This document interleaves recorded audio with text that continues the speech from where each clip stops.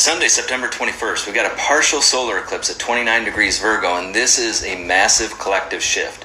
It's the second of a double new moon. It's falling on an anaretic degree, and because new moons come to fruition 6 months later at the full moon in the same sign, both of these new moons will culminate on March 3rd at the full moon eclipse in Virgo. So these themes will ripple out for years to come. And this new moon is interacting with 4 outer planets at the tail of a kite. And the tail is the tension point. It's where we either spin out or we learn to master the lesson that helps the kite to fly.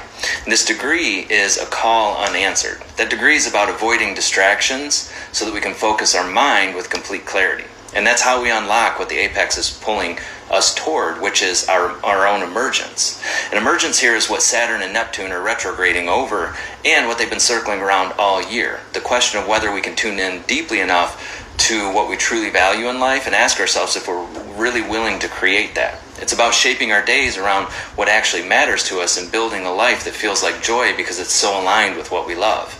Well, to get there, the South Node, both tropically and sidereally, is asking us to release hyper-independence, avoidance, lack of vulnerability, and especially competitiveness. And the shift is toward vulnerability and interdependence. The only real competition is with ourselves and how deeply we can connect with our soul's guidance to anchor it in our daily life. And this flows into where the North Node is guiding us, a degree called a master instructing his pupil. And people are tired of the competitive, hyper-independent style of teaching, and what people want are teachers who help us to rise above duality, to find peace in the middle of chaotic circumstances, and who show us the spiritual meaning of the polarity in the world, so that we can hold 2 conflicting ideas at once and better understand ourselves and others. Well, if a teacher isn't bringing us closer together through understanding, and if they're not helping us to bridge the gap between people, they're not teachers.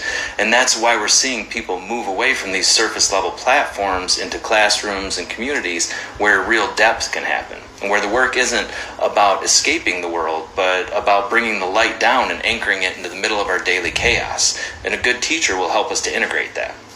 The old platforms have been all about money, growth, and exposure, but those things are secondary, and the real work is keeping what we do sacred.